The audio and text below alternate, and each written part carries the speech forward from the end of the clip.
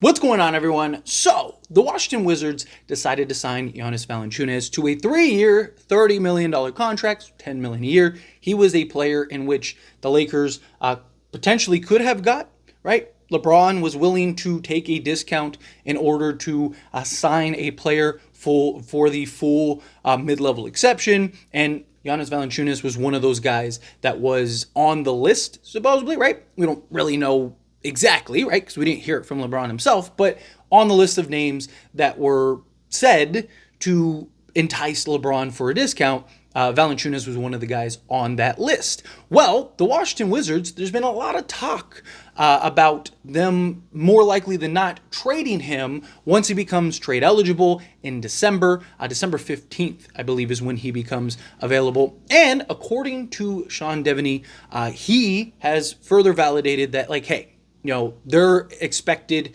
to explore trades for Valanciunas once it gets closer to December. Couple things, right? One, it's a little interesting that they essentially, or it seems like, that they signed a guy just to trade him, right?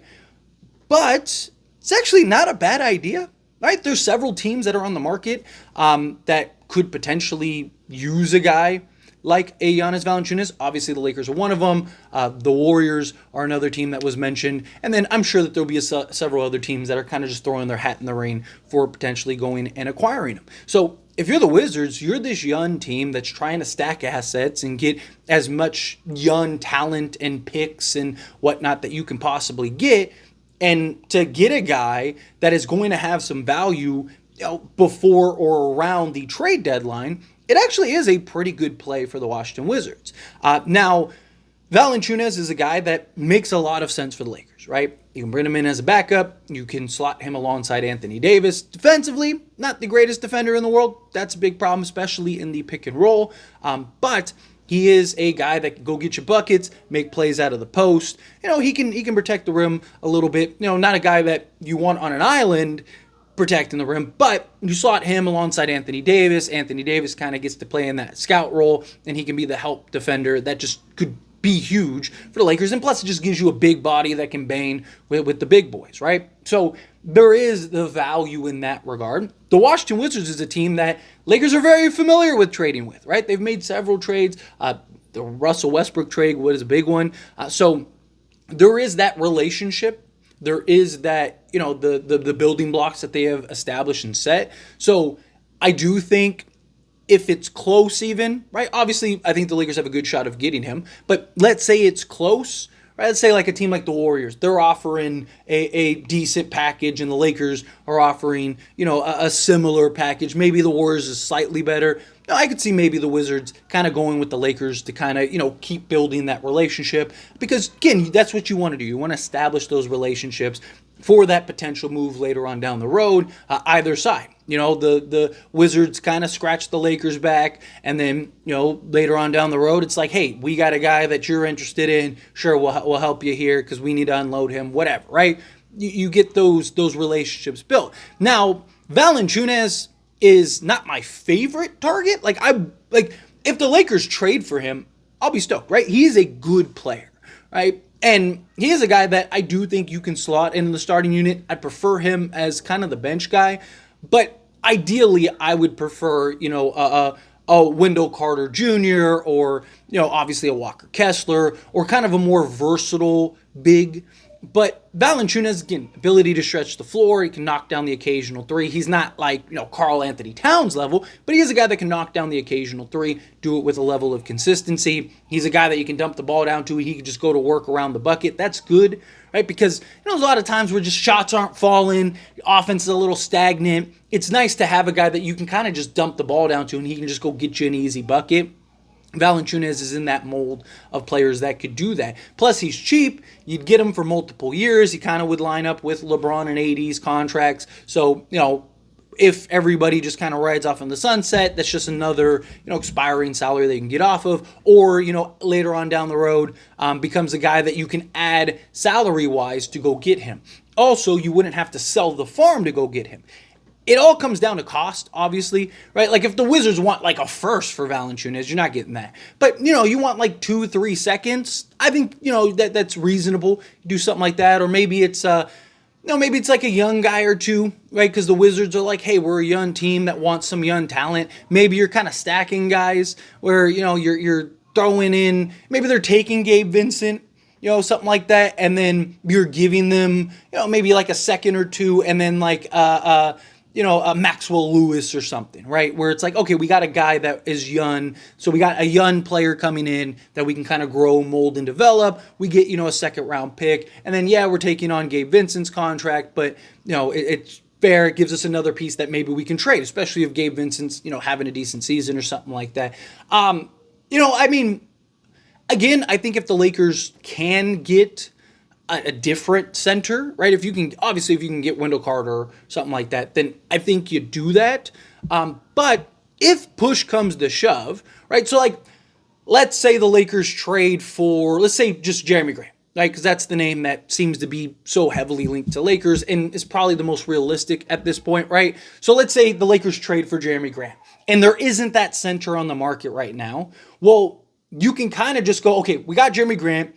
Take some pressure off of the Lakers having to make that big move or, doing another move or anything. It's like, okay, we got that initial move. Let's be patient. Let's see what's available in December or January, around the trade deadline. Right? And maybe we can pull something off. Because you got to remember, a lot of guys become available December 15th. A lot of guys become available January 15th. And then you can kind of, work various trades out there.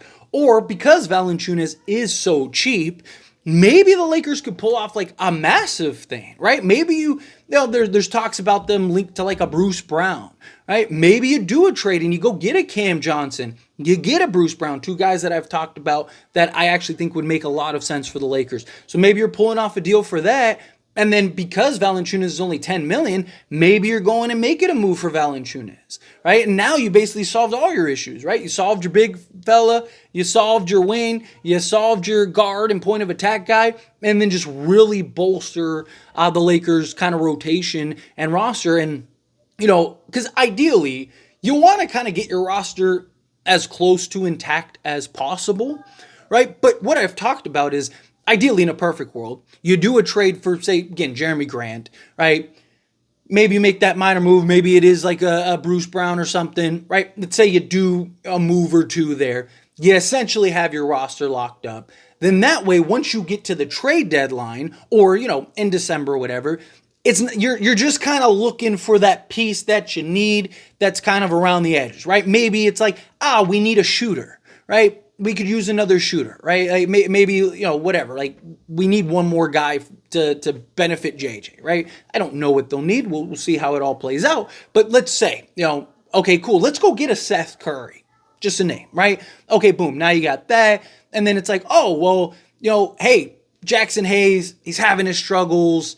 Let's go get another center, right? Or maybe you're like, hey, Jackson Hayes is still playing great, but we could really still have that center that makes sense.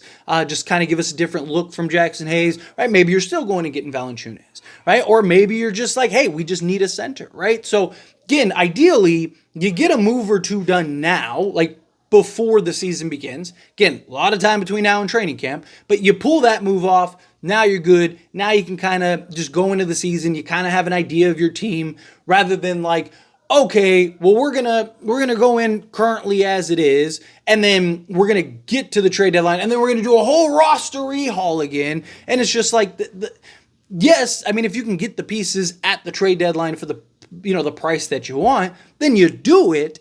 But, now you got to kind of expedite the process and the learning curve and chemistry and fit and all this stuff. And JJ's got to kind of figure things out. Like it can become chaotic, right? And I know that the Lakers, last time they did that, they went to the conference finals, but that's more times than not an outlier than a constant, right? It's hard to basically influx 5 new guys and then all of a sudden you're that much better, unless like the talent's just insane.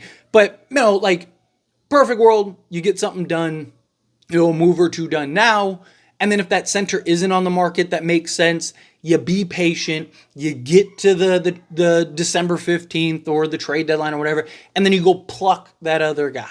Again, maybe it's Valanciunas, maybe somebody else, maybe, Orlando right now, they don't want to trade Wendell Carter Jr., but maybe they're like, man, we're best with Paolo Banchero at the 5, which they were last year, right? So it's like, okay, let's move Banchero to the 5. That kind of makes it, makes Wendell Carter Jr. expendable. So, Lakers really interested. Let's see if we can get a first from the Lakers for Wendell Carter, right? So, again, patience. But I'd like to do at least one move, right? So that way we don't have to worry about now, here we go. We're going to go to the trade deadline. Maybe they do something. Maybe they don't. But even if they do, now you're doing a whole roster. It just, again, it can get a little crazy, right? So, ideally, you kind of get the piece that you want now, and then if you need to make another move later, you make that other move later in the form of like a Valanciunas. But anyway, as always, this is a discussion. I pass a question on you. Let me know your thoughts and opinions down in the comments below. What do you think? How do you feel? What are your thoughts? You like the idea of Valanciunas? Do you think he's a guy later on down the road that the Lakers should inquire and maybe trade for? Do you think, no, stay away from him? I'd rather run with Jackson Hayes, whatever. Again, he's just so cheap, right? $10 million a year, it's good. It's good value for him. I mean, he's cheaper than what the Lakers thought that they were going to pay for him if the Lakers were going to sign him. So the fact that they could potentially get him under value, you got an organization in the Washington Wizards that are, friendly with the Lakers, that are open to doing trades and making moves and doing all these things with the Lakers. That goes a long way, right? So, maybe this could just be another opportunity for the Lakers to continue to build and grow that relationship with the Wizards, because, teams usually tend to trade with people that they already have, right? Because they have that relationship. They've built that, rapport with each other. So, but again, however you feel, whatever your thoughts are, I'd love to hear it. So let me know down in the comments below. That being said, if you haven't liked this video, hit that like button. Helps me a lot. So we enjoy these types of videos, and I truly appreciate it. If you're not subscribed to the channel, hit that subscribe button. Turn on the bell notifications. Appreciate y'all. See you in the next one. Thank you.